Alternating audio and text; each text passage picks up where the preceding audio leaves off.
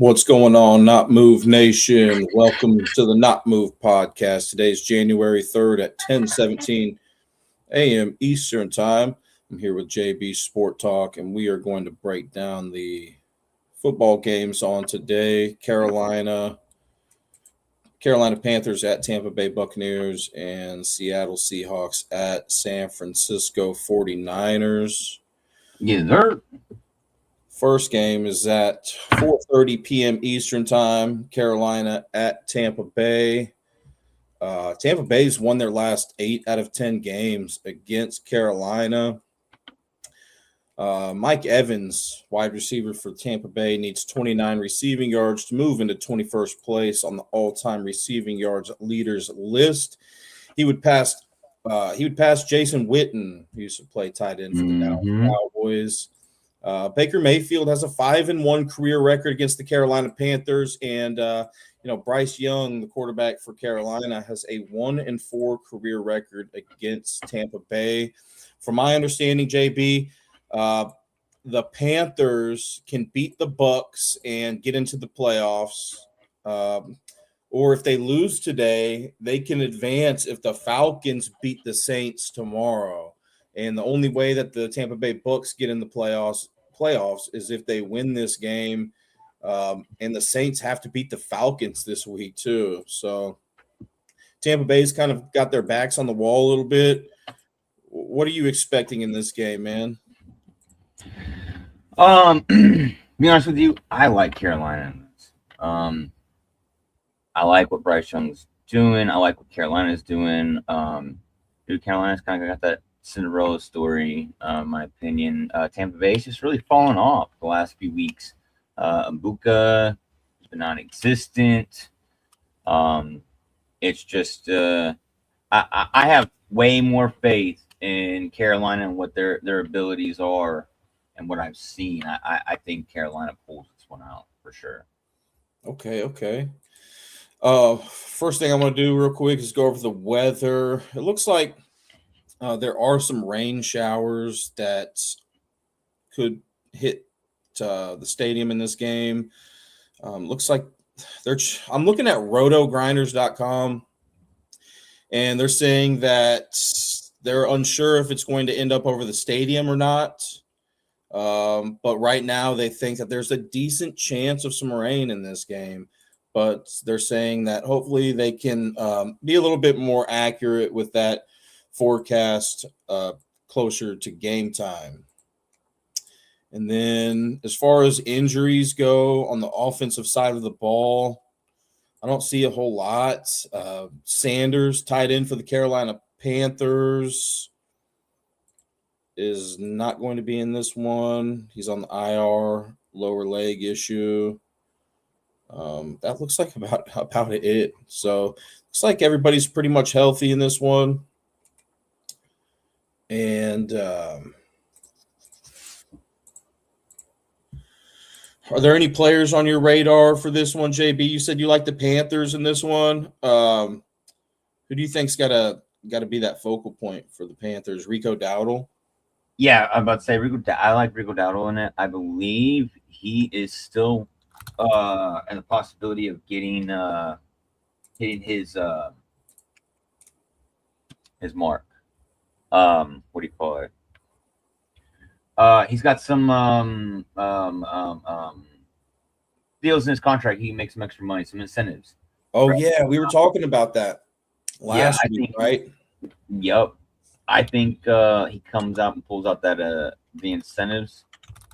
I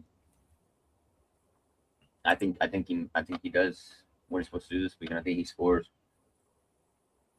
Yeah, I totally forgot about the incentives. Let's see here. He needs 7 scrimmage. Okay, hold on. I'm reading this from NFL.com here. Mm-hmm.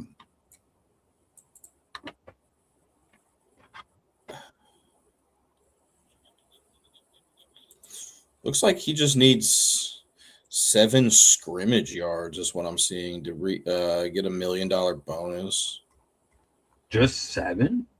Yeah, I could have sworn I saw something last week that he needs a touchdown too to reach an incentive. Yeah, he does. He does need a touchdown. I know he needs a touchdown. So he has. Then that must be two different incentives.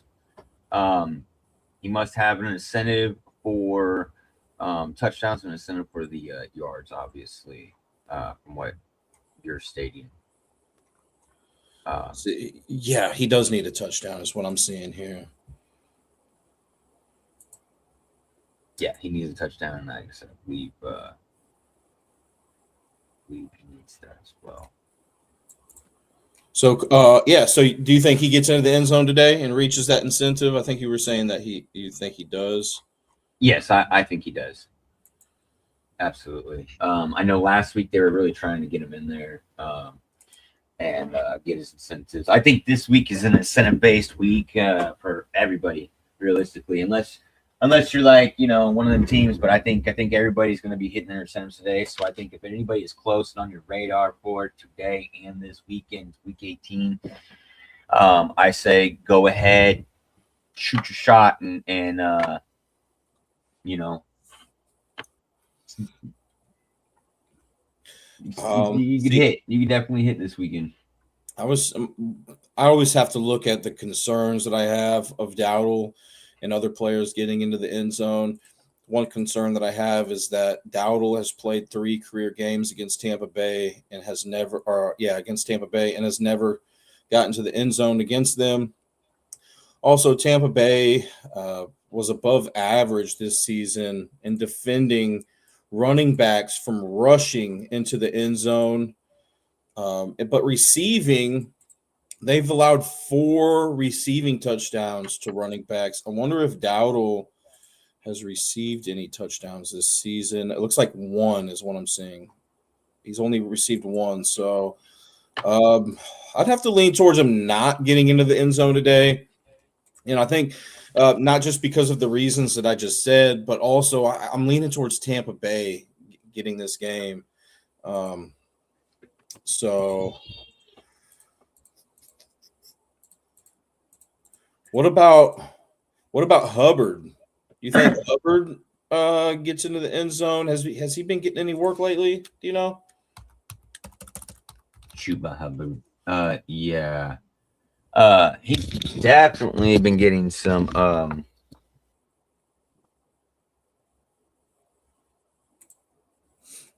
just gonna look at the previous game or two. Yeah, he's definitely been getting some work. Sorry, I changed my mic. Oh, you're good.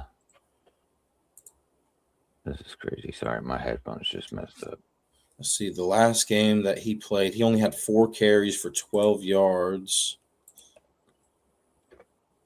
The game before that, only 6 carries for 27 yards. When's the last time Hubbard got into the end zone? It's 4 weeks ago. He is due.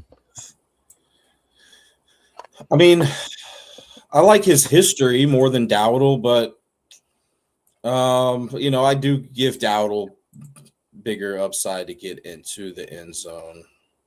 Hubbard's played 8 career games against Tampa Bay.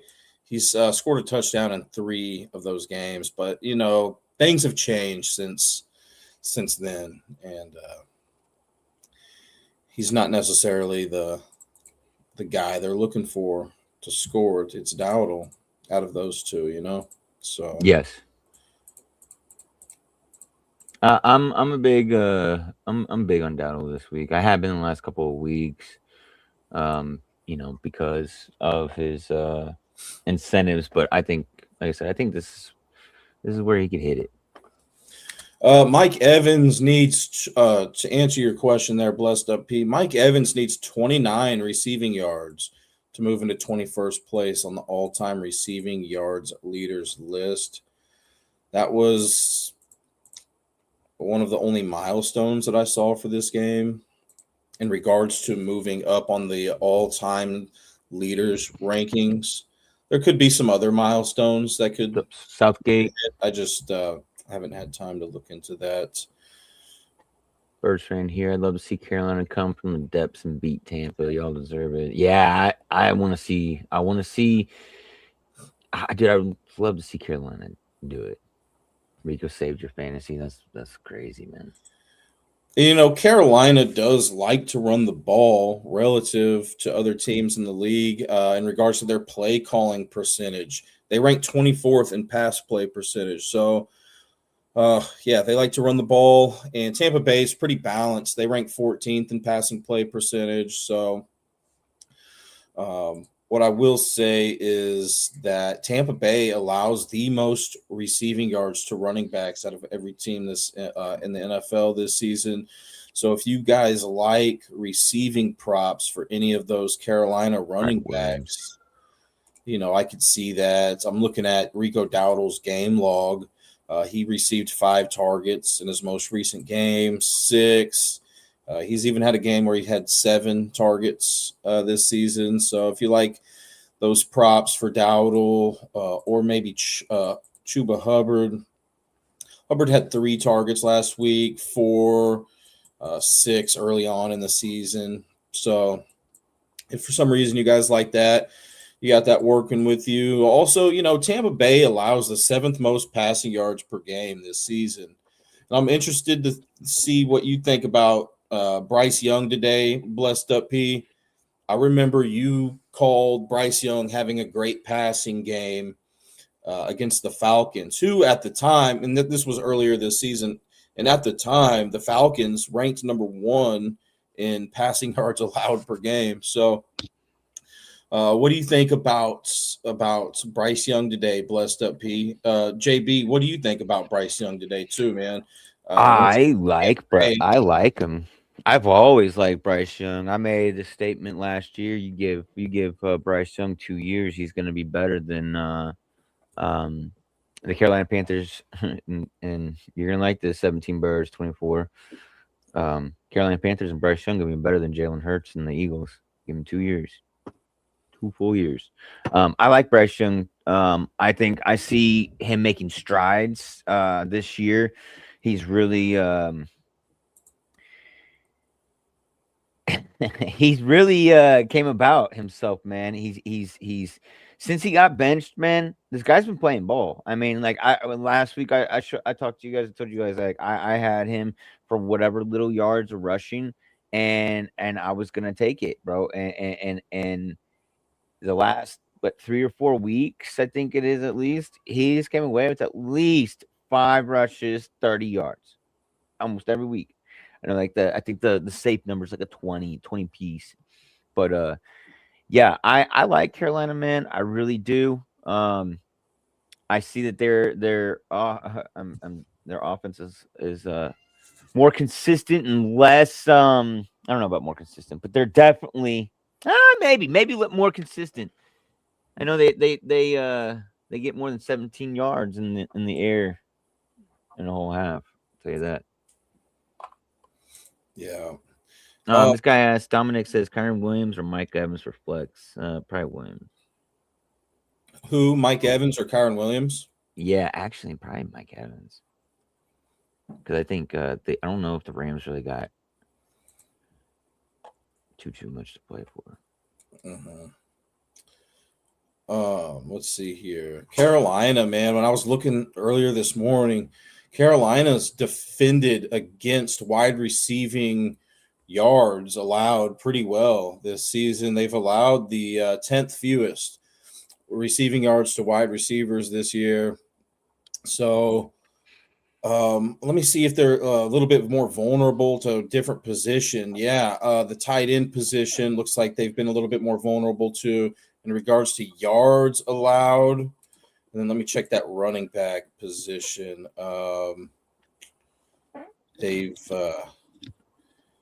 Carolina's done okay at defending against that. So it looks like Carolina's most vulnerable to the tight end receiving yards relative to other teams in the league.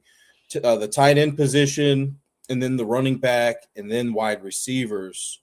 So that has me, maybe looking at Cade Otton a little bit for receiving yards. Panthers. I'm gonna just look up K-Dot and stats against the Panthers real quick. He's never had a touchdown in his 6-game history against the Panthers. We're not talking about touchdowns right this second. We're talking about those receiving yards. He really hasn't had any big receiving yard games either. 64 has been his highest against Carolina. Looks like 15's been his lowest. So, and then who would you say is that receiving back here for Tampa Bay? Bucky, Rachaad White, Sean Tucker, JB. I'm seeing maybe it looks like The receiving back would be like Bucker or White. I mean, not Bucker, but White or first dude, Irving. I think the other dude, Tucker at the 44. He's a solid back, but I think he's more running. Rachaad White has 43 targets this season. Bucky has 33. But that may be because Bucky's missed. See, Bucky's played 9 games. Mm-hmm. Rachaad White has played 8. Pretty much all of them, it looks like. So, and then I'm just looking at last week, the past couple weeks against Miami, against Carolina. Rachaad White only had 2 targets apiece in each of those games. And then last week, Bucky had 6 targets. So I'm thinking Bucky is probably that guy. So, yeah, I'd be looking at Otton receiving yards and then Bucky and then, the Tampa Bay wide receivers. Once again, there could be some rain in this game that potentially hinders that throwing a little bit. Abuka's been the clear favorite target this season for Tampa Bay. And then it's Cade Otton and then Mike Evans. I just want to say something about Mike Evans. I did talk about how Carolina's been good at defending against those receiving yards to wide receivers. But Mike Evans has played 22 career games against Carolina, and he has a touchdown in at least one touchdown in half of those games. So 11 out of 22 career games, he has a touchdown against them. Let me see if Carolina's been vulnerable to allowing touchdowns to wide receivers this year. Not really. They've actually done pretty well. So, they've allowed the Carolina's allowed the third most rushing touchdowns to running backs this season. So I'm thinking, one of these running backs for Tampa Bay, if not multiple running backs for Tampa Bay, are going to rush for a touchdown today. Who would you say, JB, has the biggest likelihood for that Tampa Bay backfield to get into the end zone? Bucky Irving, Rachaad White, Sean Tucker. Sean Tucker. I like Sean Tucker. He's been like, I don't know what, last week he scored a couple times, once or twice. Last couple of weeks he scored. Yeah, he's had a rushing touchdown in his last 3 out of 4 games. Yeah, I picked him the one time he didn't. Yeah, I like him. I think he could definitely score. And I know they give him the ball when they're closer to the goal line anyway, so. Didn't Cade Otton have a great game against the Panthers a few weeks ago? He only had 2 targets, 2 receptions for 15 yards on December 21st, blessed up P. And then that was the only time that he's played against Carolina this season. Let's see. Blessed up P says, I like both quarterbacks to get over their rushing yards. What do you think, Betters? So, JB, I think it was last week that we were talking about Bryce Young's rushing capabilities. You kind of liked him to run last week. He had 9 rushing attempts, 27 yards, and a touchdown against the Seahawks. This week, he's going up against that Tampa Bay defense who who has allowed the sixth most rushing yards to quarterbacks. Would you say that he has a pretty good day on the ground as well here today? Yeah, yeah. I say get him for. I say that magic number yet again. Get him for like the 20, 25 yards. I think like I said, he's been getting around 25 or 20 to 30 yards a game, like averaging. Six versus defense. You got to think, man. He's not a very big guy. You got to look at like Drew Brees. He's gonna take advantage of that. Them guys not being able to see him being able to get around the corner. He's just that kind of a guy. He's not going to do everything, but hey, dude, I've noticed one thing about him. He runs he knows when to run like Patty Mahomes. Just saying. I take him. I like it. Yeah, he's had at least 15 rushing yards in the past 5 weeks, everyone. So, I'd have to probably lean towards him getting over that as well. If you guys want to look into it a little bit more, you could look at those splits on ESPN.com. This game is being played on grass. So I'll just see real quick, since he's only been in the league for 2 or 3 years now. I'm going to look to see if he has more yards per carry on grass versus turf on here on ESPN.com. This year he has more rushing yards per attempt on grass. Last year it was a little bit more on turf. And then the year before that, a little bit more on turf. So, there's some other splits that you can look into as well. Whether or not does he rush well when his team loses or wins? Does he rush good home versus away? So they're on the road today. Looks like the past 2 out of 3 years that he's been in the NFL, he's had more rushing yards per attempt on the road than at home. So, I think it's worth looking at for sure. And, if you like it, JB, I know last week you liked it for him to do good rushing. I'd have to give it a strong consideration today as well, especially considering that you called him having a decent rushing game last week. So, so let's look for that again today. And then Baker Mayfield. Let's see, Carolina. How have they defended against quarterbacks rushing this season? They've allowed the 4th fewest rushing yards to quarterbacks this season.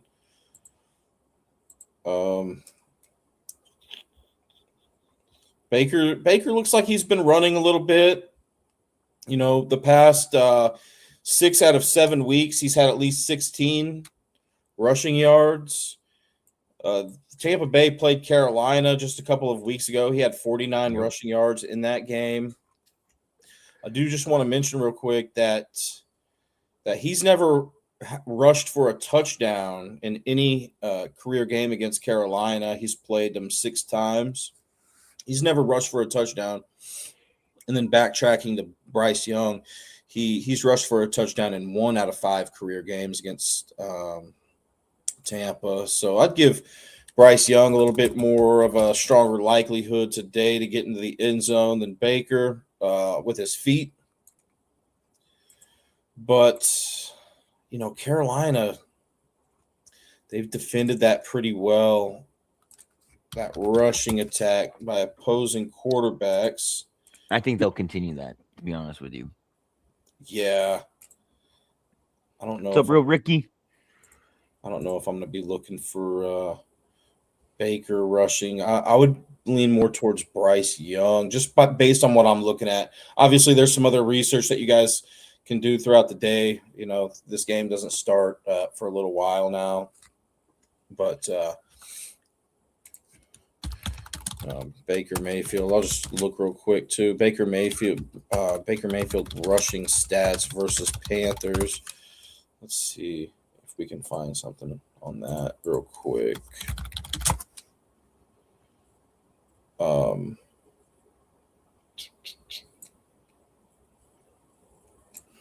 So yeah, I mean he's like I mentioned, he's played 6 career games against Carolina. Other than a couple of weeks ago, when he had 49 rushing yards against Carolina, the most rushing yards he has had in a game against Carolina was 8. So, Wow. yeah, I'd have to lean towards Baker just based on that information going under. Bucky could pop off today, says 17 birds, 24. Let's go see, where Carolina's most vulnerable.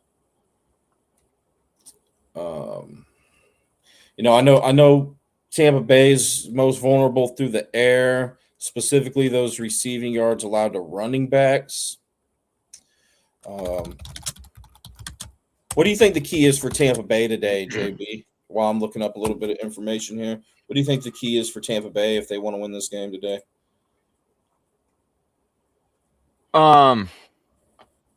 They gotta stop that running game. And They gotta play. I do just want to mention that they rank 7th best in the NFL in rushing yards allowed per game. So they've been doing a good job at that. But you're saying today is really important for them to. Yeah, man. I mean, you got more than just Rico. Obviously, that can run the ball. You do got the quarterback, but I think that, and they got to focus offensively on being consistent.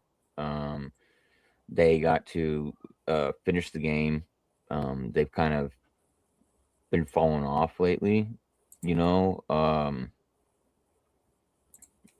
don't know. I need to see them just be more consistent and finish the game. That's just really what it is when it comes down to it. They haven't really been doing that, and I think they've fallen off the last few weeks of the year, and they need to get back on track. Is what I think. Yeah. So I saw somebody in the chat saying that Bucky could have a good game today. Carolina ranks 19th in rushing yards allowed per game, passing yards allowed per game. Carolina ranks Seahawks fan. So relative to other teams in the league, Carolina's more vulnerable to that rushing attack than the pass. So I think that's going to be key today. Whoever said 17 birds, 24 said that he liked I think that he said that he liked Bucky could pop off today is what he said. Yeah, I could see that happening. I think that's going to be key for Tampa Bay to win this game, is establish that run game with those that 3-headed monster in the backfield. Yeah. And then for Carolina, once again, I think Carolina's going to have to get it done through the air. Tampa Bay's been very good at defending against those rushing yards this season. That passing game, that's where Tampa Bay lacks, So, but Bryce Young, this is his 3rd year in the league. I don't think he's ready for this moment quite yet. Still a little too young. Baker has that experience. So do a lot of these other guys for Tampa Bay. Just this core unit here: Mike Evans, Godwin, Bucky. And shoot, man, I like Ibuka too. So I expect Tampa Bay to take care of business today. Now, fun facts for you guys. Carolina has allowed the 6th most punt return yards this season. So I think that's a little added benefit here for Tampa Bay. Maybe pick up a few more yards on those punt returns. And then I just want to also mention that, I'm not too high on the Tampa Bay wide receivers today, just based on statistics, right? Any given Sunday, in this case, Saturday, anything can happen. But, just statistically speaking, Godwin, he's played 12 career games against Carolina. He scored a touchdown in 3 of those games. And then, Bucky Irving, he scored a touchdown in 1 out of 3 career games against Carolina. And, that's about all I got for this game here. What about final score prediction, JB? What are you thinking, man? Let's see. What's up, Seahawks fan? What's up, TikTok out there, guys? Yo, Twitter, appreciate you guys being out there, man. Staying here with us. Same with you guys out there on YouTube, Twitch, Shout out to you guys, man, because we don't do this for us, obviously. Man, let's see. So last matchup, dude, was a really close game. It was 23-20 Carolina. It's just what? 2 weeks ago. I do just want to mention real quick too, guys, that Tampa Bay has the worst record against the spread this season. They're 5-11. Carolina's 9-7 against the spread.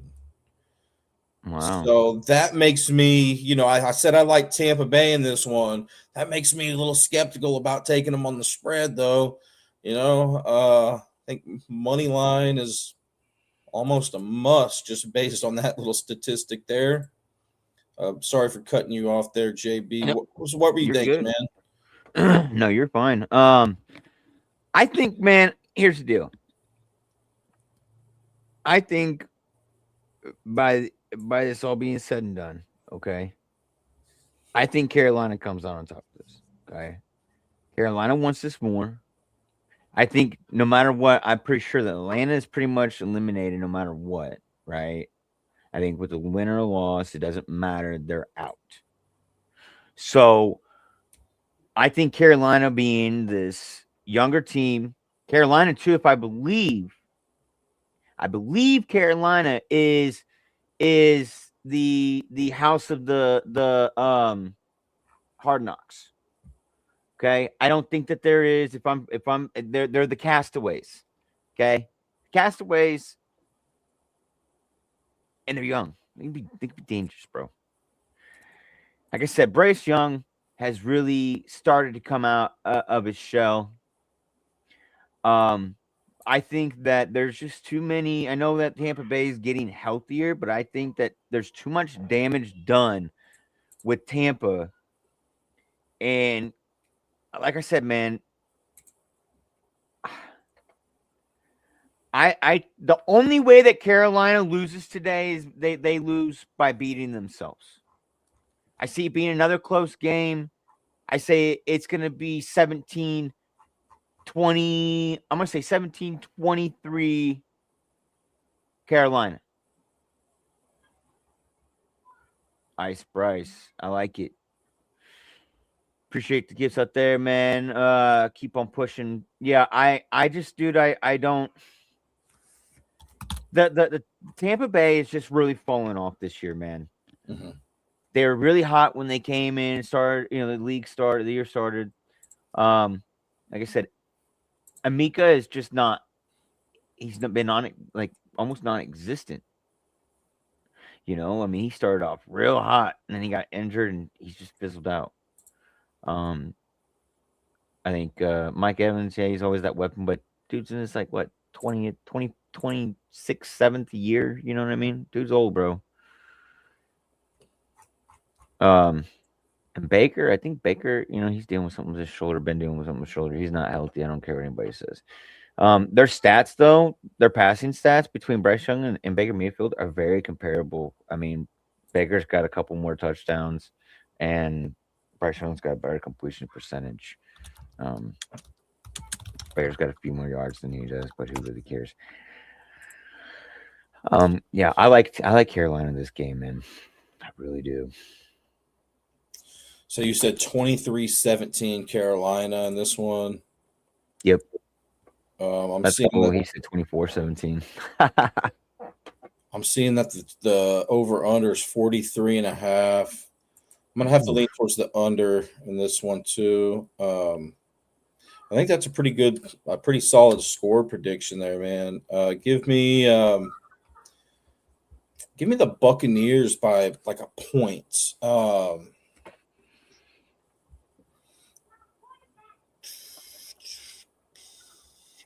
20, 14, 17, 20 to 21-20 Buccaneers. 21-20. Okay. Be my prediction there. Bucks win. Don't cover. Ice Bryce, baby.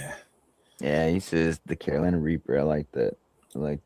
Who would be your favorite Carolina Panther to find the end zone today, JB? You know, I've already mentioned that mine's for Tampa Bay is probably going to be, one of those running backs. I suppose give me Sean Tucker. That's my favorite guy to score today for Tampa Bay. What about for the Panthers? And who do you guys like, chat, for Tampa Bay to score for Tampa Bay? Who's your favorite player to score? And then for Carolina, who would you say, JB? You know, Tampa Bay, man, they've allowed the second most rushing touchdowns to quarterbacks this season. Bryce Young doesn't have impressive history in regards to scoring touchdowns against Tampa Bay. He has scored a rushing touchdown in 1 out of 5 of those games, but I think that could, happen today. I like McMillan. Ted. Yep, I like Tet. And dude, I'm gonna be honest with you. Before you said that, I was gonna say Bryce Young. Which is crazy. I don't know what he's gotten on the ground. He's gotten 2 touchdowns this year on the ground. That would probably be my favorite guy to get into the end zone today too for Carolina. I really like it. I wonder what the odds are on that shit. It's probably like 3 to 5. I think 3 to 500. I think I'd say. I know. Last week I think he was like 600 plus 600. Yeah, those odds would be good, right? I'm going out on a limb saying Bryce Young is my favorite one, but yeah, I mean, I'm including those odds with it. You know, Yeah, I'm sure they're pretty good. But my other one, I really say Tet. Old boy, Carolina Reaper and Rico Dow, because it is the end of the season, and he doesn't need much to get paid. So I think they're going to get him paid. I think that's the goal today. He's earned it. Fair enough, man. Sounds good. All right. So JB and I are splitting hairs on this game. He likes Carolina. I like Tampa Bay, but I like Tampa Bay more so on that money line. Really just because they're the worst team against the spread this season. I think incentives. It doesn't always happen, right? But I think that the NFL should already get some good viewership with tomorrow's games. But this would add another game to look out for if the Buccaneers do win today. That Saints and Falcons game becomes even bigger. Yeah. He gets Rico if he gets in the end zone. One more time, he gets an incentive, and then as well as what were you saying, like 7 all-purpose yards, something like that. Some more all-purpose yards, rushing yards. He gets another incentive. There's a couple guys out there getting incentive or ready for incentives this weekend as well. This year, Shakir. We just put that one out there for tomorrow. But we can talk about it tomorrow. But yeah, he just needs a tutty. He gets paid as well. So that is a big thing to look into, guys, because a lot of these players, a lot of these teams, coaches, especially if they've been putting in work or been there for a while, sometimes even if they're young, they like to just give them a check, bro. They all like to help them get it paid. I mean, it's easy money, especially if they're that close. So, yeah, I've been riding on the Rico train. I'm waiting for it. If it doesn't hit, whatever. Sam Darnold needs 3 passing TDs for $1 million. Yeah, let's go into that game a little bit here, and then we'll be back tomorrow morning to break down the rest of those games for tomorrow. All right, so let's start off with West up P. I don't like that. I like it, but I just don't trust Sam. I don't trust Sam Darnold. I don't. He can barely get you 2 when you get it. And the Niners, The Niners defense? So, here we are, Seattle and San Francisco, right? And I hear you guys already talking about Sam Darnold. Look, we saw this last season, right? So this game tonight is for the NFC West division. And if I'm not mistaken, when Sam Darnold played with the Vikings last year, he played in a game against Detroit for the division, which Detroit ended up winning that game 31-9. So we've kind of already seen what Darnold does in Week 18 when the division is on the line last season. Will somebody please talk me out of liking Seattle in this game, JB or chat? Look, for man. some reason I'm liking Seattle in this one. I'll tell you this. Talk you out of it. The Niners, Brock Purdy has been playing out of their minds lately. I mean, dude. Yeah. He just threw 4. He's thrown how many? I think he's had a couple of games. He's thrown 4 TDs, passing TDs this year. I know he did it against last team he played, when they threw a pick and then proceeded to throw 4 more passing touchdowns. It's insane. I don't know, man. I think the Seahawks, dude. Here's the thing, though. Okay, this is what you need to be paying attention to with liking the Seattle or the Niners. Who has more to lose, the Niners or Seattle right now? Who can move more? Who has a chance? Because Seattle's number 1 seed right now. Is that number 1 seed locked in for Seattle? Or is it locked in? No, this game is for the number 1 seed. Wow. Yeah. This is for the division. I see this being a very. Oh man, jeez, dude. We went.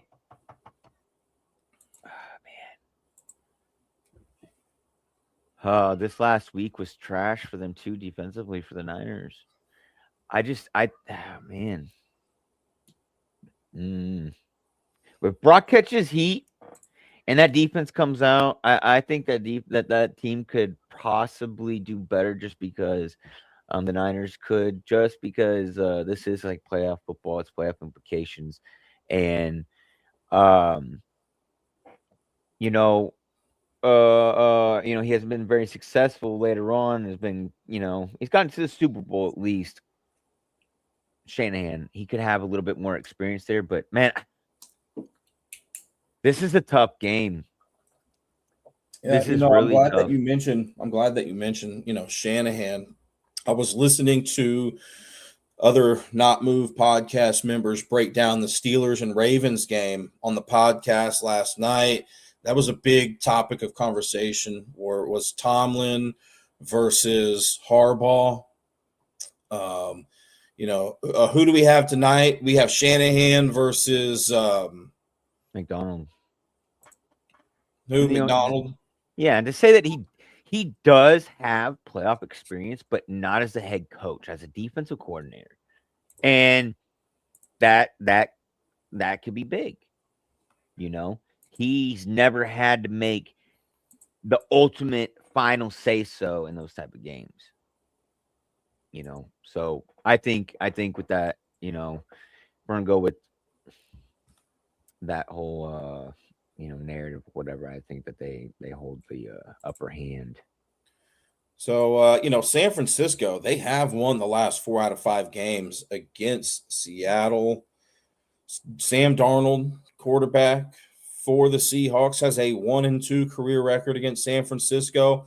Brock Purdy has a 6-1 career record against Seattle. So that's real good there if you like San Francisco today. Seattle really likes to focus on running the ball relative to other teams in the league in regards to their play calling percentage. They rank 30th in passing play percentage. San Francisco, relative to other teams in the league, they pass a little bit more than Seattle does. San Francisco ranks 20th in passing play percentage. But both of these teams do run the ball a little bit more than other teams in the league in regards to play calling percentage. But even though Seattle ranks 30th in passing play percentage, meaning they like to call a high percentage of rushing plays, they're very efficient in that passing game. They rank 8th best in the NFL in passing yards per game. That was even higher a few weeks ago. They were like ranked about 4th. And so I think that's real impressive about this Seattle team. And San Francisco allows the 8th most passing yards per game this season. So I think, that's really, Darnold's got to show up today and exploits that San Francisco pass defense. I'm looking at San Francisco's rush defense, and they've been real good. They rank 6th best in opponent rushing yards allowed per game. So I think it's the ball's in Darnold's hands. If Seattle wants to win, I think he's going to have a good passing game. So, I was looking at JSN, right? The main wide receiver here for Seattle today. I do just want to mention that he has never scored a touchdown in any career game against San Francisco. And he's been down on production with touchdowns recently too. Has he? Yeah. So if you're saying that, I'm a little worried about him. He's only played 3 games against the Niners, though. I think he's played 5 total games throughout his 5. career. Jason's been he's been in the league that long. That's crazy. 2 of those games, 2 out of 5 career games against San Francisco, he had 100+ receiving yards. Let's go see how San Francisco has done against defending against wide receiving yards this season. Looks like a little bit below average. So, yeah, I think JSN's got to get busy. San Francisco hasn't been great at defending against wide receivers getting a touchdown either. Who do you see finding their way into the end zone out of the Seattle receiving corps, JB? JSN, Cooper Kupp, Rashid Shaheed. I think didn't Shaheed Reed? Yeah, didn't he go down last week with an injury? Yeah, good point. Let's take a look real quick with this injury report. Looking at the FanDuel Daily Fantasy app, and I don't see an injury designation here for Rashid Shaheed. I see that he looks like he had a concussion or underwent concussion protocols. This was on January 1st, so just a couple days ago is when they updated this. He doesn't have an injury designation for this game. But, yeah, he was forced out of the first quarter in that game against Carolina, which was his last game, due to a concussion. So, but he looks like he's going to be available for this one. He's not? No, it looks like he is going to be available for this one. Torrey Horton, that rookie wide receiver for Seattle, doesn't look like he's going to be available. He's still on the IR with a shin issue.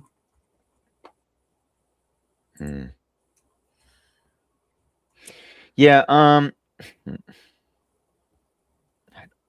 And I do just want to also say, man, Rashid Shaheed has scored a touchdown in 1 out of 2 career games against San Francisco. He's had 50+ receiving yards in both of those games. And then Cooper Kupp, he's scored at least 1 touchdown in 4 out of 12 career games against San Francisco.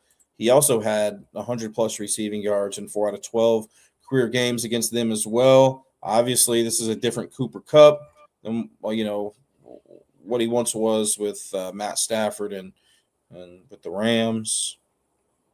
That was so shortly lived. But is JSN still your favorite wide receiver here today? I mean, yeah, it's kind of got to be, I'm looking at his numbers. He didn't score last week against Carolina, but he did against the Rams, didn't against the Colts, did twice against the Falcons, didn't against the Vikings. It's about every other week he's scoring a touchdown, besides week 5 through 7 that he scored a touchdown every game. Other than that, he's been on and off every other week, besides also week 1 through 2 where he didn't touch the end zone at all. So since week 3, it's been every other game. So he didn't score last week. Going with the trend, every other game he scores this week. So yes, I like JSN for the game, especially with the game being the important of. I didn't realize he's been in the league 3 years. That's crazy. And the importance of the of this game. You know Yeah. what I mean? He's a superstar. Yeah, and like I said, every other week he's getting in the end zone. Trying to. Yeah, here's a time I got to lean towards JSN out of that receiving corp too, getting into the end zone, even though he hasn't scored a touchdown in any career game against San Francisco. Once again, he's played 5 career games against them. And then I guess Shaheed and then Cooper Kupp. But we have a question here from Blessed Up P. He likes Charbonnet for receiving yards or 2 receptions versus Niners or Kenneth Walker. So San Francisco, they have been below average in yards allowed to that running back position, receiving yards allowed, I should say, to that running back position, and then receptions. Blessed Up P. The San Francisco has allowed the second most receptions to running backs. Kenneth Walker, just the past few weeks, 2 targets, 3 targets, 1 target, 3 targets. So he's looking like anywhere from 1 to 3 targets. Charbonnet, 2, 4, 1, 3. So kind of the same boat. I think, for me, what it would come down to is their history receiving against San Francisco and also those splits, While I'm looking at those splits, do you have any take on that, JB? Or it doesn't even have to be receiving. Like, who do you think for Seattle has to step up in a bigger way today, or will step up in a bigger way? Charbonnet or Kenneth Walker? Kenneth Walker. I'm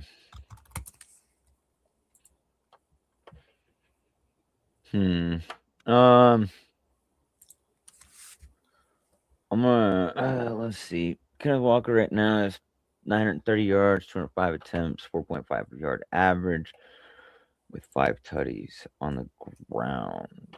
And he went through a drought too. Weeks 12 through 15, he didn't score, as well as weeks 4 through 10, he didn't score. I don't like Kenneth Walker for touchdowns, obviously.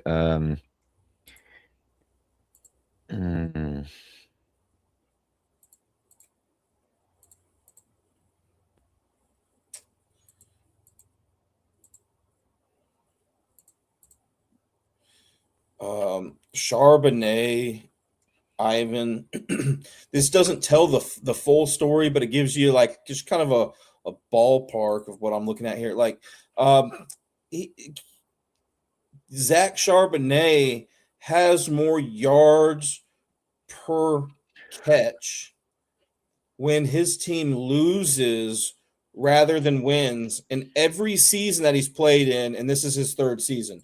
So if you like Seattle to lose today, so if you like San Francisco to win, I would have to lean more towards Charbonnet's receiving yards based on that split.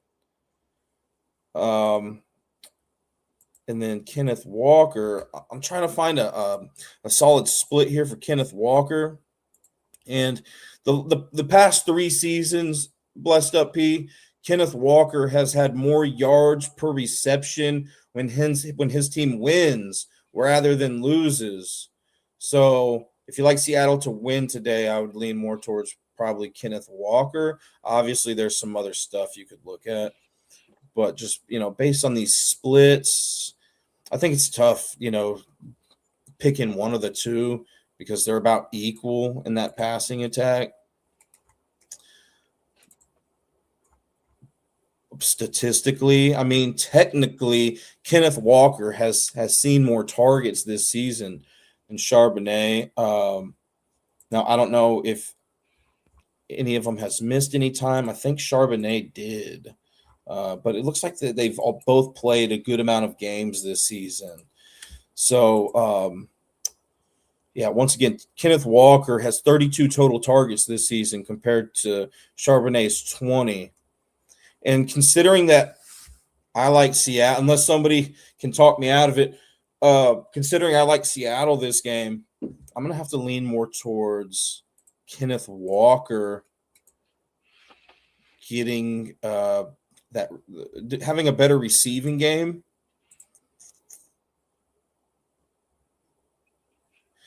And then as far as obviously we can look into the history that these two have had against San Francisco in the past. I'm not going to look into it right now, but that's what I would look into as well. And then not just the history, but I forgot what I was going to say, but yeah, right now I'd be leaning more to I would definitely give the receptions consideration to blessed up B because San Francisco has allowed the second most receptions to running backs this season. So relative to other teams in the league, San Francisco is more vulnerable to receptions allowed to that running back position than receiving yards, although they are below average in both of those categories. Fellas, Brian Robinson Jr. rushing line is way too low, 14.5. This is a super lock. No? What do you think, JB? I don't like it. I mean, I've seen that they've been getting more touches recently. He's been doing a little bit better. So I mean, it might be gold. But from what I remember on early in the year, I do not like it. You'd have to be leaning away towards that. I just want to see his stats versus the Seahawks. I guess we could look that up. I mean, he's gone over that line a lot lately. Then if that's shit. Let's see. He's played 2 career games against Seattle. He had 8 rushing attempts and 9 rushing attempts in both of those games. Maybe he played against Seattle in the playoffs too. I don't know. I'm not going to look into it. But this is for regular season. So he's played 2 regular season games against them.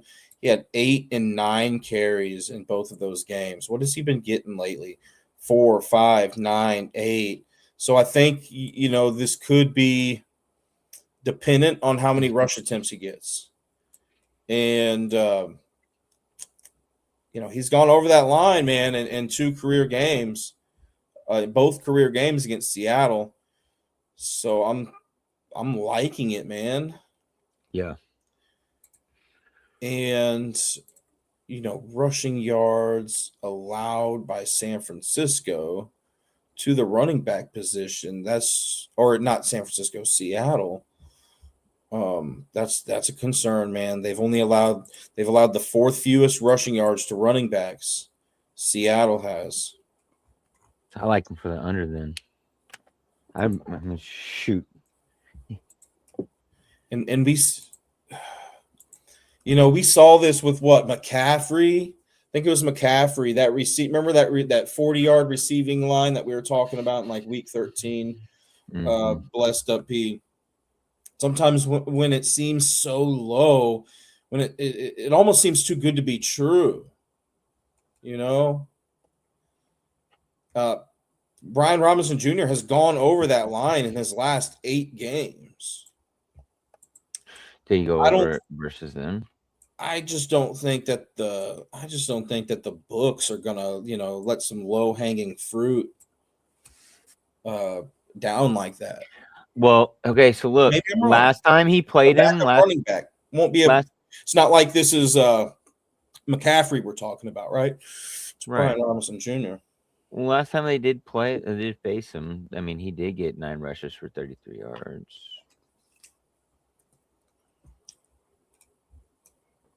Nine yards was his longest. I mean, that's half of it right there, more than half of it. I don't know, man. It could be some really good money. Seattle, just looking to see how they've done as a team in regards to yardage allowed to that rushing attack this season. They've allowed the 3rd fewest rushing yards per game this season.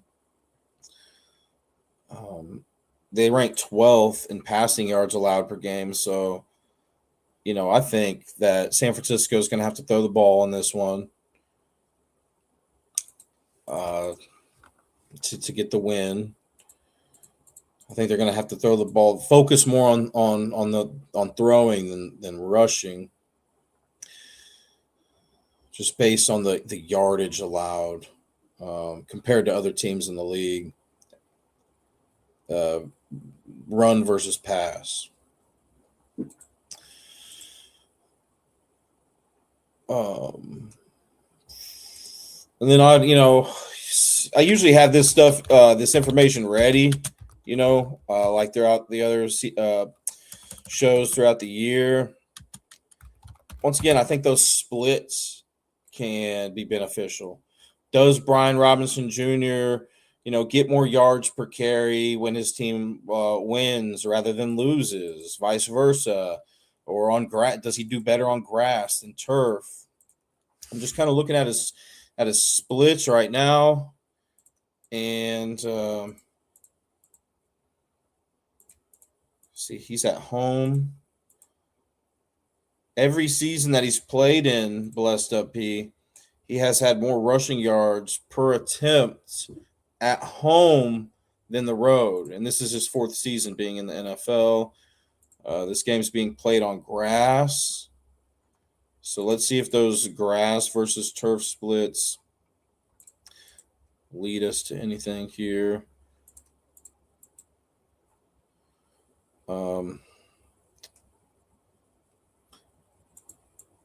So you don't like it, JB? The Brian Robinson over those rushing yards?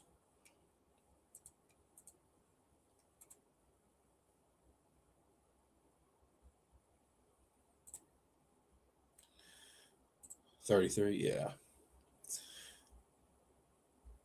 I can't hear you. Yeah, my bad. Yeah, definitely. I like it now. The more Sure. information that you've brought out about it, about him, having the more success at home, and throughout his career, they're at home. Also, facing them last time on the road, 9 carries for 33 yards. They're the 4th. They've allowed the 4th fewest rushing yards, right? But still, with that, like them allowing the 4th few rushing yards and him getting that amount with that line, I like it. Everything, bringing everything together, analyzing it like that, I pays dividends. I like that. Blessed Up. Other than that, I don't see the splits that I'm looking at are inconsistent, right? Whether his team wins or loses every year that he's played in, it kind of flip-flops. Same with the grass versus turf splits. You could even look into the month, right? Does he do good rushing in the month of January, December? I mean, there's all types of splits that you can look at. And just because it's not McCaffrey, right? It's not a big name player. So I don't think a lot of people are gonna be, looking at Brian Robinson Jr. Yeah, I like it, man. Yeah. I like Yeah. it. If we were talking about McCaffrey right now, and he, it looked this good, where McCaffrey has gone over this line in his last 8 games, I would say under. But yeah, I like it, man. 14.5 rushing yards over for Brian Robinson Jr. I like this one too.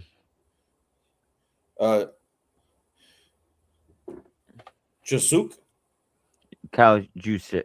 Juszczyk. Yeah, there we go. Yeah, Juszczyk. Juszczyk. Kyle, yeah, something like Over 6.5 receiving yards. I mean, Kyle. he caught a Juszczyk. touchdown last week, right? I Yeah. believe so. Yes. He caught Yeah. a second touchdown Yeah. last week. Uh-huh. Blessed Up CP said over 6.5, right? Mm-hmm. I mean, he's gone over that a lot this season, man. 4, 5, 6, 7, 8, 9, 10, 11 games. 11 games this season out of what? 17? Yep. 2, 4, 6. What's up, Seahawks, man? Out of 15. 11 out of 15 games this season. He's gone over that. I would maybe, look at that history here.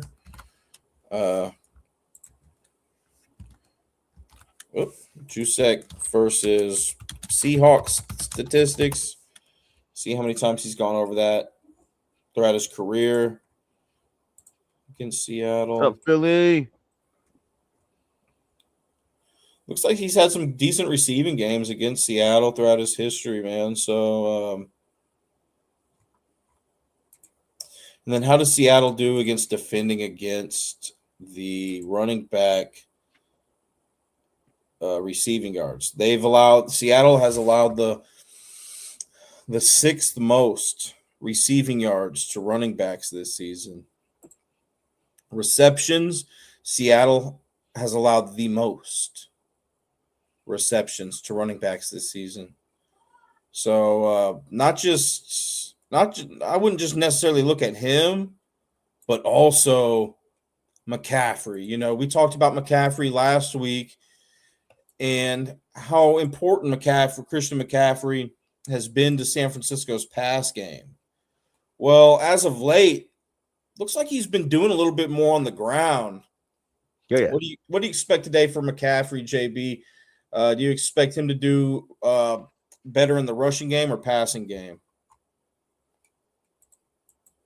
I got to look for the passing game, man. I'm gonna say the passing, yeah, and I think that because like last week or last time that they played, McCaffrey had 9 receptions, 73 yards.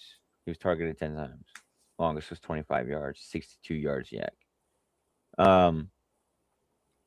Rushing, dude, he had 22 attempts for 69 yards, and that is just I agree. I mean, with those two numbers, I mean they hit over 100 yards on the ground between the two of them. The 3 of them. Brock Purdy had 5 attempts, 17 yards too. Keep that in mind, guys. Brock Purdy last week also ran for 2 tutties. Keep that in mind as well. Playoff football.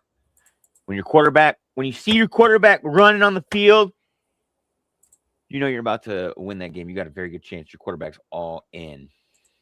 I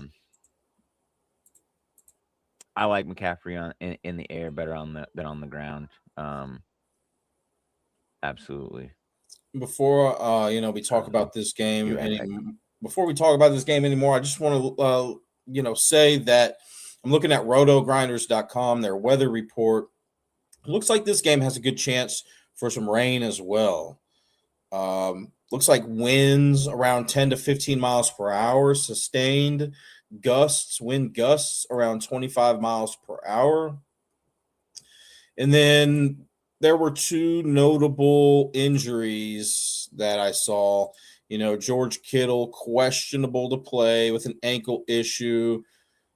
Now he missed San Francisco's last game, right?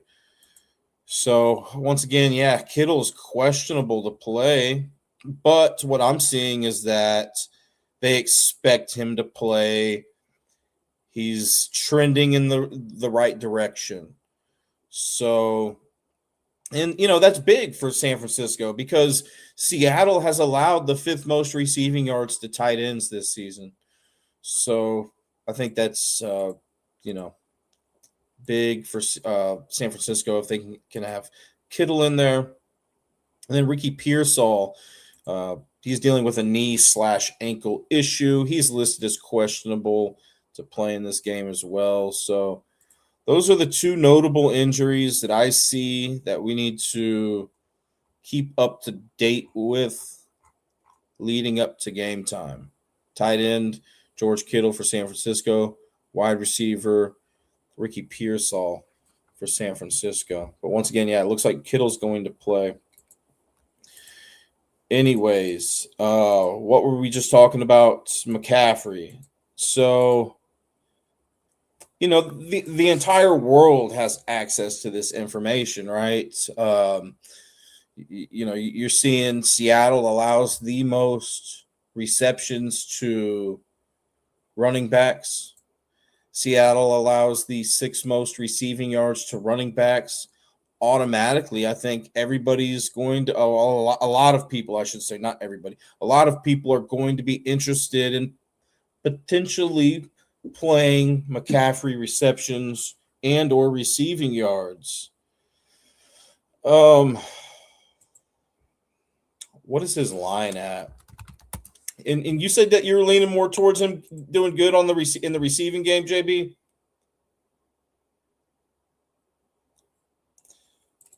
JB? McCaffrey, his over-under is around. Yes, doing better on the receiving game. Yes. His over-under is 47.5. I thought Kittle was out this game. No, I'm seeing that he is questionable to play, but here, I'm seeing that he's absolutely expects to play, and he's trending in the right direction to suit up. Now, even if he does play, it's also worth looking to see if he's going to be limited in any capacity. Sometimes, even though players play, they don't necessarily get their full workload. So definitely worth monitoring today. Right.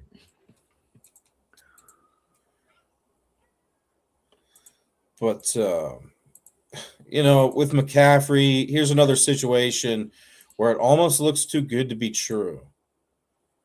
I think it was like week 13, blessed up P, week 14, something like that. His over-under was like 39.5 receiving yards. And I think they were playing the Cleveland Browns. And he had gone over that line in every game this season. But he did not go over that line in that game. I'm kind of feeling the same way here. Just almost too good to be true. But it looks good, considering Seattle has allowed the most receptions to running backs. And if I'm not mistaken, McCaffrey leads – he does. He leads the San Francisco 49ers in targets. He leads the 49ers in receptions. I just think too many people are probably going to be looking at that. And if I'm not mistaken, he's been doing a much better job running the ball lately. Yeah, he has been compared to the start of the season. It took him 7 games to get his first 100-yard rushing game. He has 100 plus rushing yards in his last 2 games. And where did we say Seattle was more vulnerable to the rush or the pass?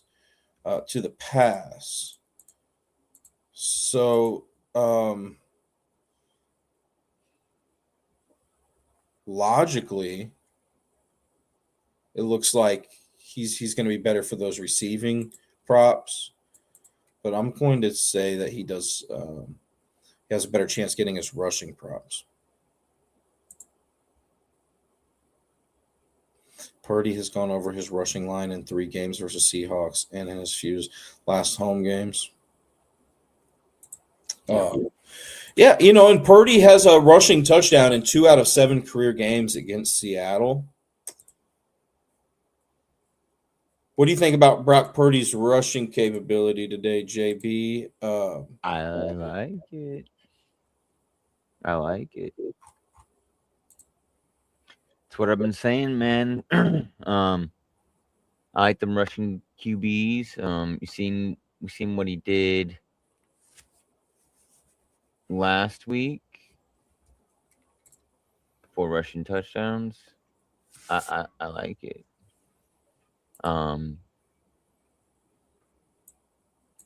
Yeah, I don't see no reason that he couldn't get in for a touchdown. Like I said, last time they played as well, he had some.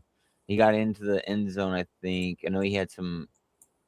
Maybe he didn't get in the end zone. Let's see. Stats. Rushing. Purdy. Oh no, he didn't get in the end zone, but he had 17 yards on the ground. I said he's been doing it. So I mean, I like it. I like the possibility. I like what's Purdy's over under on rushing yards. I'm not Mm-hmm. sure, but Seattle. They look like they've been about average at defending against quarterbacks running the ball this season in regards to yards allowed. So, then did Purdy play them earlier this year? Yeah, had 17 rushing yards. Yep. 17 rushing yards. So,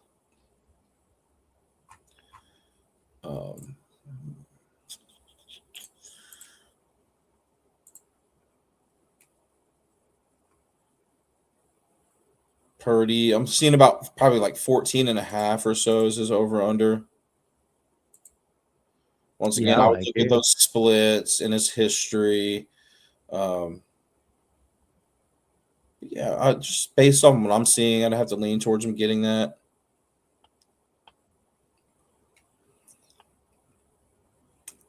But I mean, I can't have McCaffrey, Robinson, and Purdy all going over their rushing lines, can I? I mean, especially since Seattle's got a good rush defense. Why couldn't you? Because those are all right. You're picking out. Okay, so Brian Robinson's 14 and a half yards, right? Yeah, 15 and a half is what I'm seeing on this book. Could be 14 and a half on other books. So yeah. I'm just going by what he said. I think he said it was 14 and a half. Yeah, he said 14 and a half. So it might have went up. Whatever. Okay, so you want to say why or they couldn't? Okay, why couldn't they? Because what is McCaffrey's is at? I think 69 and a half. Yeah, 69 and a half. Okay, so his I kind of stayed away from because last time they played, he went 22 for 69 yards. But Purdy and Robinson last time they faced him went 9 for 33 and 5 for 17. That's over. Why can't they all hit? I mean, McCaffrey maybe not. Maybe go on the under, and the other ones give them on the over. Yeah.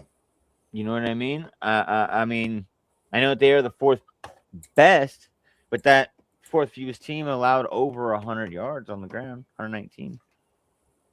So, as a collective unit, and guess what? That collective unit consisted of those 3 guys.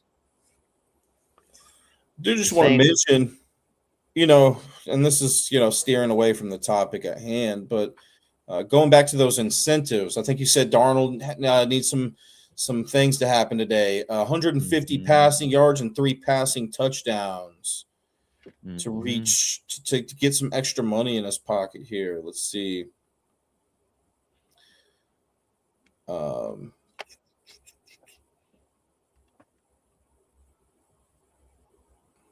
He needs 150 passing yards, 3 passing touchdowns, and a 0.3% improvement to his completion rate, and at least a 112.8 passer rating to hit all 4 bonuses and then earn an extra $2 million.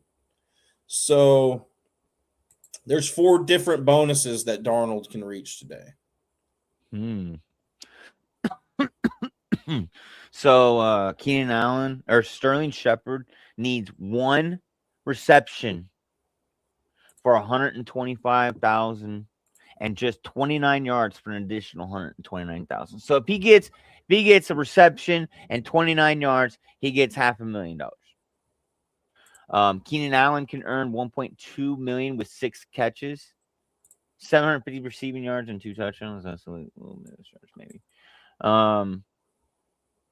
Deebo Samuel could reach 1.5 with 10 catches, 93 yards, and 2 touchdowns. So that's possible.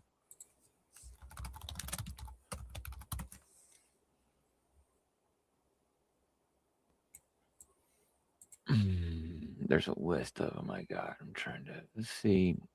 Yeah, that's what I'm kind of seeing too. Tony Pollard needs 66 rushing yards against Jacksonville, guys, for another $500,000.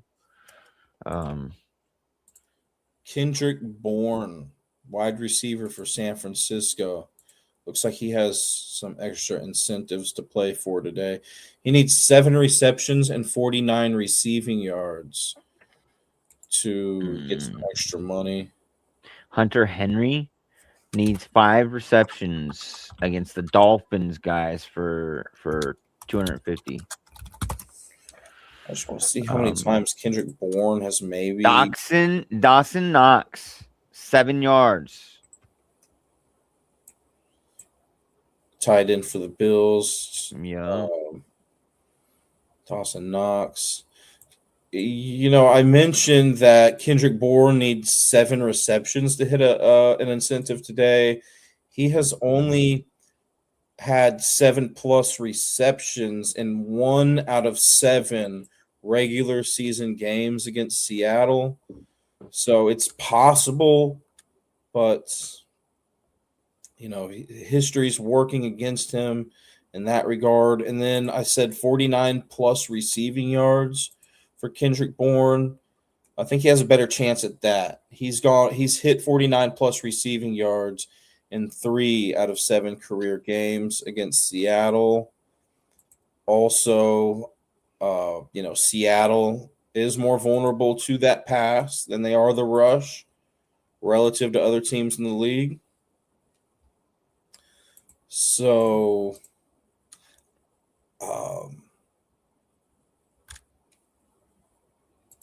what's he been doing lately? Kendrick Bourne hasn't been getting a whole lot of work, but a little bit. I mean, the last time he's had 47+ receiving yards, or 49+, was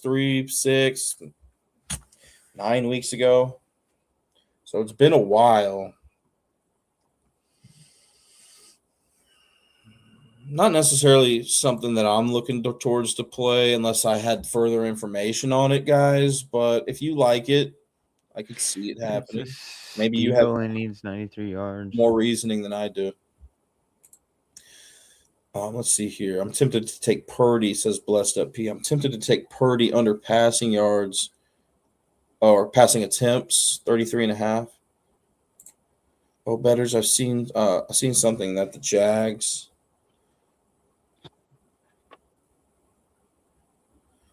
The Jags haven't given up more than 60 rushing yards this season to opponents.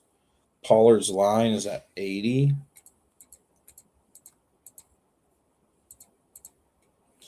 So that game's going to be for tomorrow, right?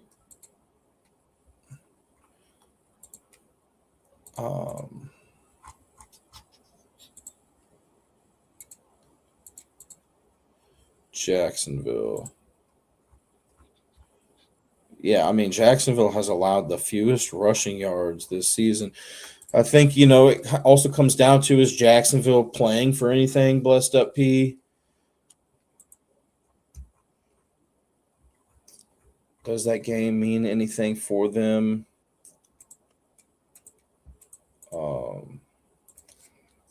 There's a lot up in the air this week, Jacksonville Jaguars.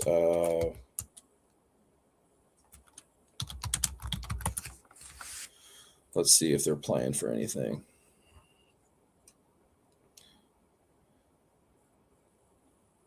To clinch the division title, it looks like.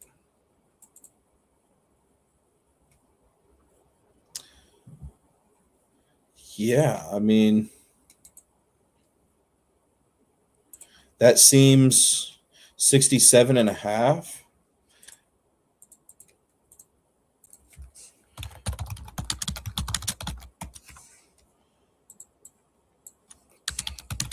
Uh, 67.5. Now he's gone over that in 2 out of 3 regular season games against Jacksonville. But he played Jacksonville earlier this season and had 60 rushing yards. I mean, yeah, statistically, it doesn't look too good. Just on the fly, I'd have to say that is too much for Tony Pollard to go over.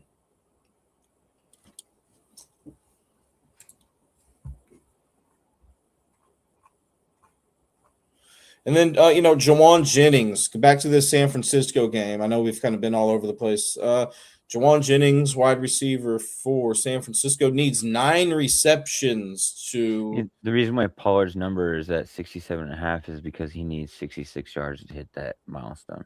Oh. Yeah. Okay. He needs 66 yards to get paid. So that makes sense why it says that. There's a bunch of defensive ones too, but yeah, like Debo needs 93 yards. Knox needs 7 yards. I'm seeing that right now too. 66. Yeah. So that's probably why that's there. Too high. Against Jacksonville. Yeah, against Jacksonville, man. But I would think Tony Pollard is going to be like, hey, coach, give me the ball. Yeah, and but how many players in Jacksonville are going to take out? Like, how worse can that defense get? That rush defense by taking people out. You know what I mean? I think it comes down to as well is like, is Tennessee going to hang and stay in this game with Jacksonville? I kind of think they are, man. I kind of think they are. They could. Try to play spoiler.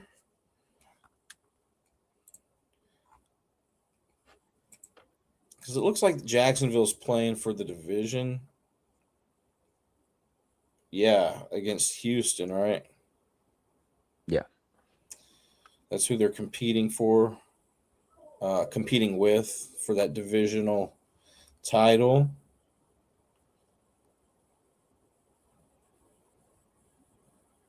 Tennessee's just bad, man. If Jacksonville gets ahead, there's going to be no chance for Tony Pollard. I don't think. Let's say Jacksonville's up 20-0 at halftime. I don't think Tony Pollard's going to be seeing too many more carries. So it all depends on, I think it all depends on whether or not you think Tennessee's going to hang with them or not. I got a feeling Tennessee is going to hang with Jacksonville a little bit in this one. I still think that statistically, man, that it just doesn't make sense. Right.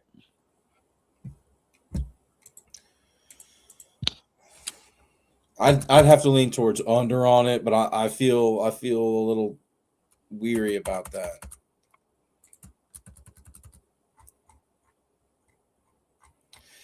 Okay, so back to this Seattle and San Francisco game today. I'm just going to run through a few little stats here.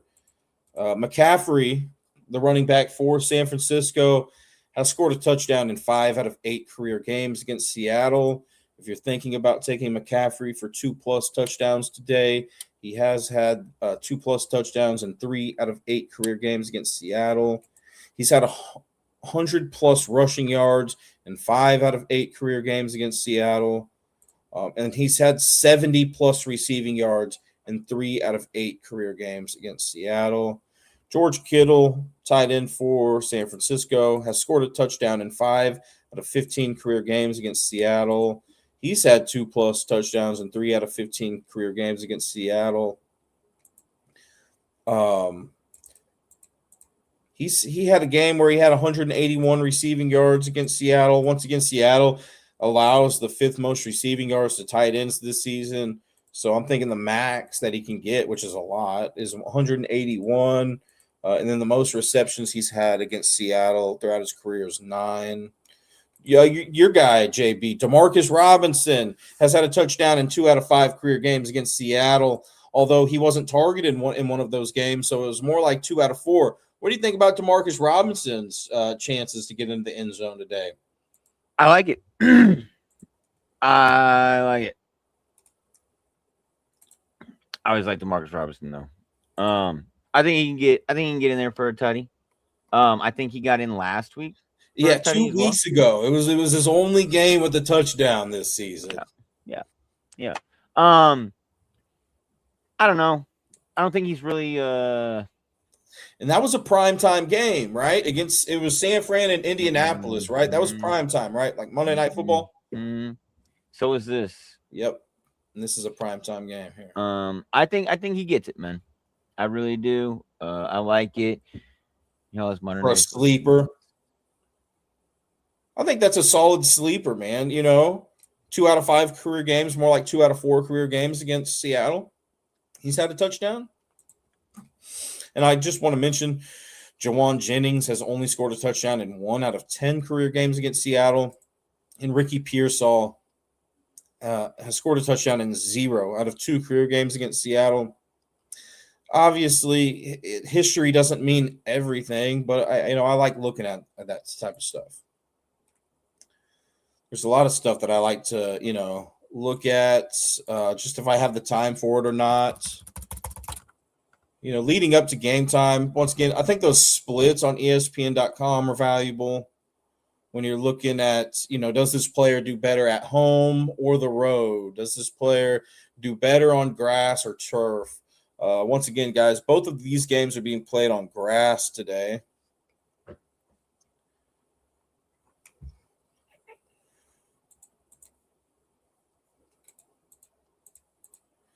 Who's your favorite touchdown scorer for San Francisco, JB? McCaffrey? Yeah. McCaffrey and you think he gets 2+?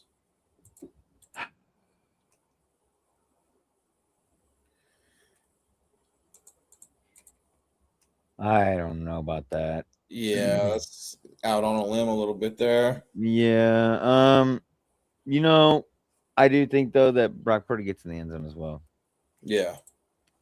I think Brock Purdy runs one in.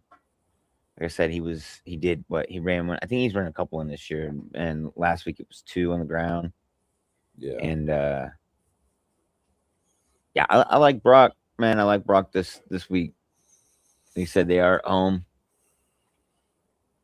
They are the fourth best against the run, man. I think they could do it though. Yeah, he says, teach me how to Dougie. Yeah, he was doing it, man. He was doing it. Yeah, Seattle's done real good at keeping running backs out of the end zone this season, man. So I'm a little skeptical about McCaffrey getting into the end zone today. I think my favorite player for Seattle, or who was for San Francisco to get into the end zone, is going to be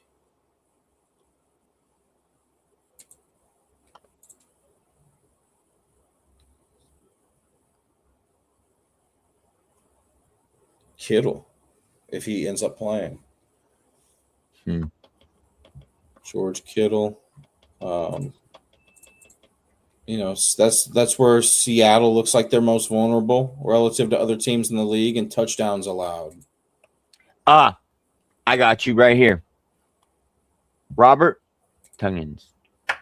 Yeah, Tonjes, whatever his name is. tongs. Give me a TD and some receptions from that guy. That guy was doing his thing last week too. I had some money riding with him. Blessed Up, he says Seahawk games lately been nothing but field goals. I'm gonna take Jason Myers for 1.5 field goals. Who do you guys like in this game, chat? I mean,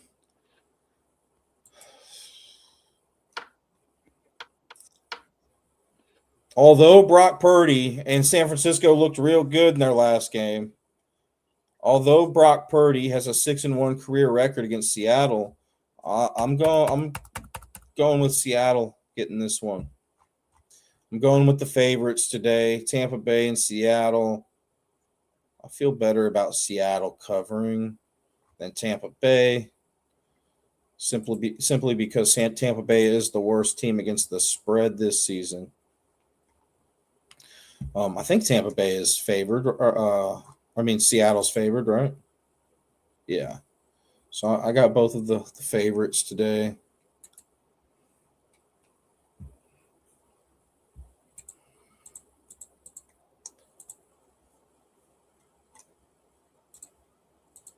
Yeah, I mean, it gets pretty crazy, about seeding implications and playoff implications for this game, JB. What I'm seeing is that if the Seahawks win this game today, they win the division, they clinch the number 1 seed. But if they lose, then they will be the number 5 seed and visit the Buccaneers or Panthers in the first round of the playoffs. The 49ers, if they win this game, they win the division and get the 1 seed. But if they lose, they'll get the 5 seed if the Rams lose tomorrow, or the 6 seed if the Rams win tomorrow.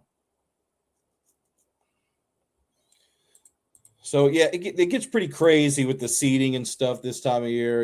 If this team wins and all these other things happen, then this team will be seeded this. What? Fun fact, Seattle has allowed the 11th most punt return yards this season. So if you like somebody for San Francisco returning punts, they can pick up some yards that way. I think it's is Sky Moore still returning punts there, JB? I think it's Sky Moore, who used to play with your Chiefs. I don't know if you're still with us or not, JB, but yeah, they're. I just got back. Oh, you're cool, man.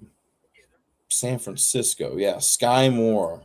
Yeah, he had a fumble against them last time they played. Oh, really? Yeah. You're not too high on Sky Moore this season.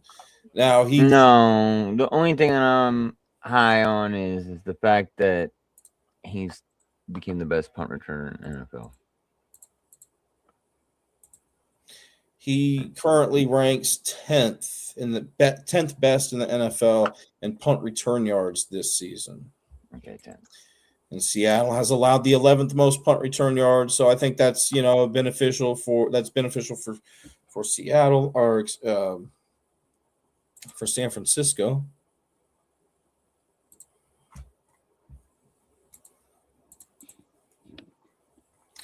But other than that, let's see if there's any more other questions here. It doesn't look like it. Sean Tuber says, "Let's go Niners." Yeah, man. I mean, these games are tough to call, but I'm going to have to lean towards Seattle and Tampa today. You like San Francisco in this game, JB?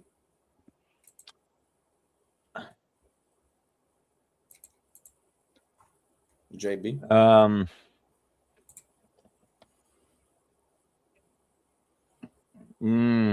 Yeah, probably. Yeah. They're at them being at home. Yeah. You know, San Francisco, they've allowed a good amount of touchdowns to tight ends this season. So I just want to mention AJ Barner. If you guys like AJ Barner getting a touchdown today, you got that working for you. That's more of a sleepier player on a primetime game that I don't think a whole lot of people will be looking at scoring a touchdown. So maybe nice, bust up.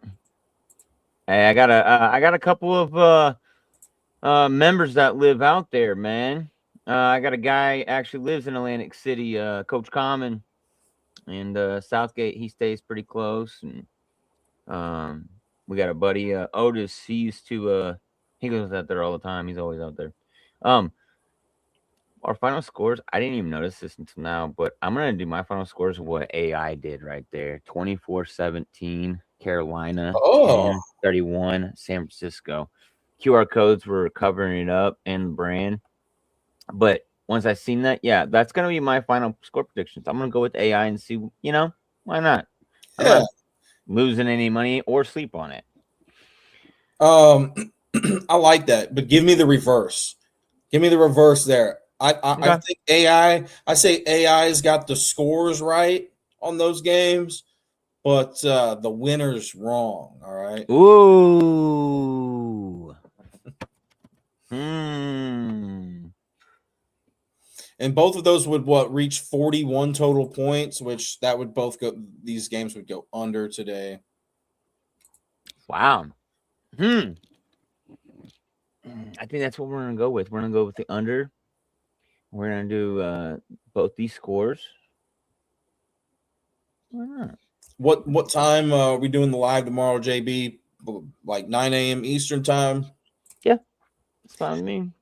Thanks for bearing with me today, guys. Usually I'm a little bit more prepared, but haven't had as much time to do research lately. And I'm doing a lot of the research on the fly. It'll be the same thing tomorrow. I'll have a little bit of research prepped, but I'm doing a lot of the research on the fly as well. I don't know if anybody else from Not Move wants to join us tomorrow. Well, that'll be cool too. I know we had Bag with us last week. That was a good show. Really appreciate you guys for tuning into that show. I think we had that was awesome. I think we had over 550 views on that show just on YouTube, guys. Something views. So we really appreciate you guys. Blessed Up, he says, I need you on your A game tomorrow, Betters and JB. Hey, trust me. I'm gonna see about getting a couple guys up here. Tomorrow maybe like A Train or something. I know. At Southgate. See, because they had some. I know a couple weeks ago we filled in a little bit, tried to do a little show on Sunday, and A Train threw out a lot of bangers. He called A Train 2 touchdowns. He called a couple games. He called a bunch of stuff. Crazy thing is, he didn't. But he hit. He's got some good insight. He really looks into it. One thing that's really cool with him is he looks into it. A lot of it I've noticed from a fantasy style. And see, they have good insight. Other members on the Not Move podcast, not only do they have good insight, but whenever we have at least one other person in here, 2 other people, and I don't have research prepared, gives me a little bit more time to do research on the fly. So a little more room, yeah. I'll definitely be talking to some guys today. We gave out some good picks last week, JB, against the spread. Yep. I know all of us, me, you, me, and Bag, had more right than wrong, so that's cool. Yeah, that's always awesome. That is always awesome. It's not always going to be like that, but yeah, it's nice when you see see the ball go through the hoop. What's up, Tinez?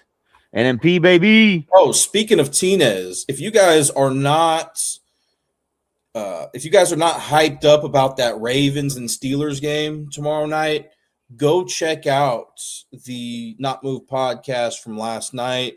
They had Tinez, Bag, Coach Common, and Grimm breaking down that game. I got to be honest with you, JB.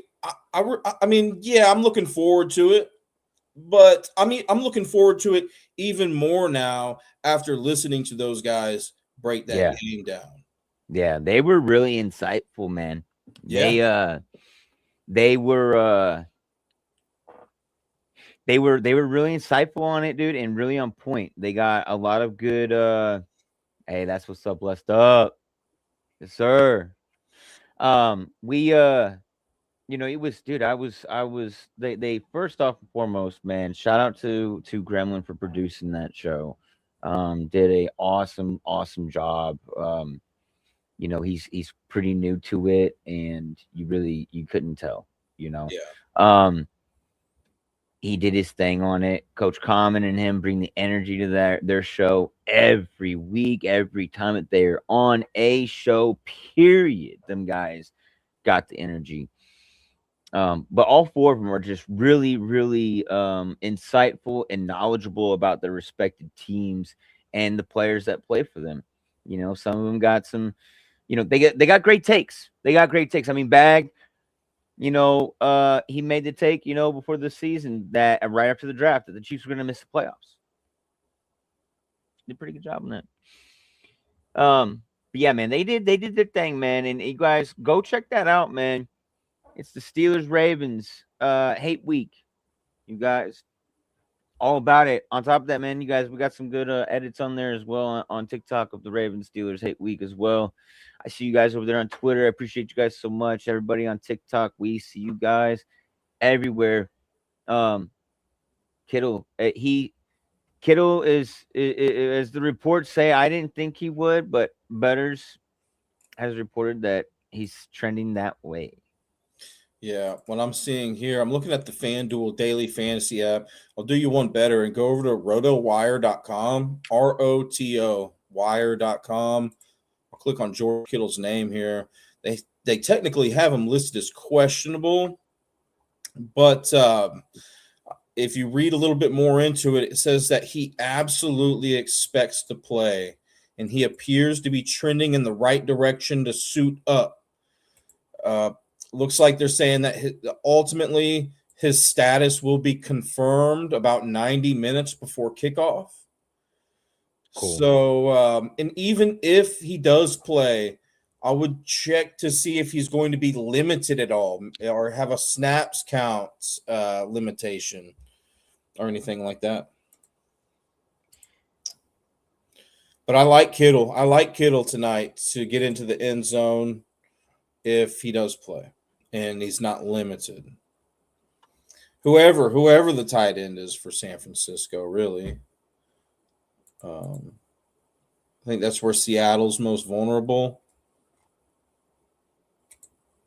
In touchdowns allowed, Seattle's pretty locked down on all of these positions in regards to touchdowns allowed this season relative to other teams in the league.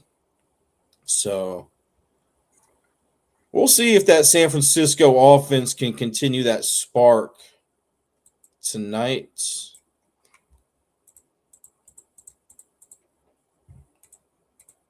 Anything else, JB, that you wanted to add? I had something, but I forgot, to be honest with you. It's all good. Yeah, thanks for bearing with us again today, guys. The guys, one thing. If you guys do got a issue or whatever, you guys make sure, take it serious. 1-800-bets off if you guys feel like you have an issue or somebody does. We're not here to encourage it. We're just here doing for educational purposes, you guys. But yeah, appreciate it. They're blessed up. C has a good defense, but I don't think they're as good as the 2001 Ravens. Did that 2001 Ravens team play the Giants in that Super Bowl that year, Sean Tuber? If I remember correctly, they played the Giants in the Super Bowl and just demolished them when they had Trent Dilfer, right? Back in 2001. I remember that Super Bowl like it was yesterday, man. Hey, thanks. I will not forget that one. You guys, Sean, if you guys are new to the stream, please go follow us on Twitter. We're also on TikTok, YouTube. You know, I mean, obviously we're on YouTube for the guys that are here on YouTube. Give us a sub, give us a like. You know, comment something you guys want to see on the show. Let us know. We also want to give out a shout out to all of our sponsors. There is a little list of them, but we got mybookie.ag, you guys. On the QR code, you guys snap the QR code, take advantage of it.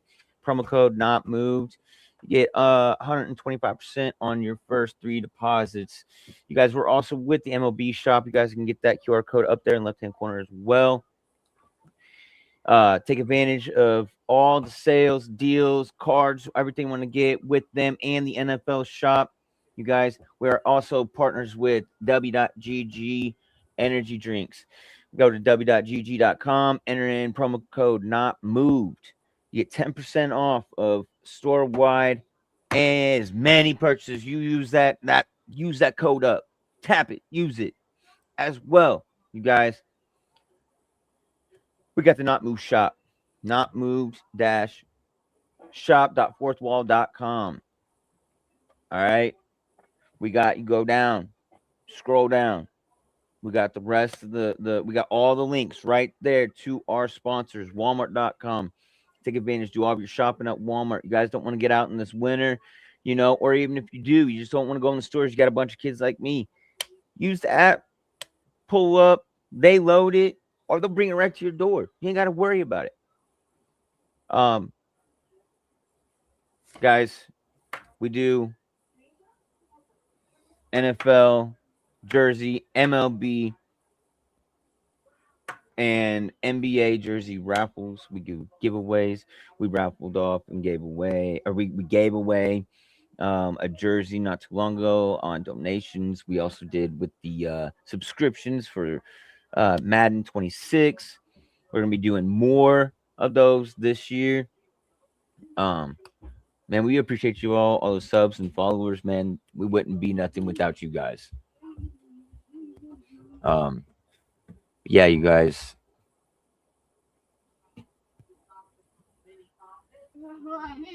That is appreciated, blessed up. Yep. Thank you, blessed up P. Thanks for tuning in, everybody. Thank you, Sean Tuber. Yeah, appreciate you, Sean. Man, give us a sub, bro. So I'll see you tomorrow at about 9 a.m. Eastern time, JB? Yep. Eastern time, 9 a.m.? Yep. Let's shoot 9 a.m. Eastern time.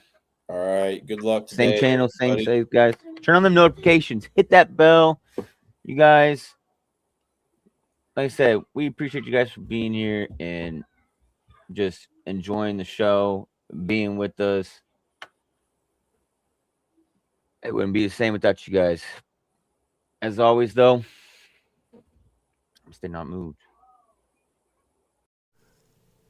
This non-casual podcast may not be reproduced, retransmitted, or reused without the authorized written consent of the Not Moved Podcast Network. Thank you, and we hope you enjoyed today's broadcast.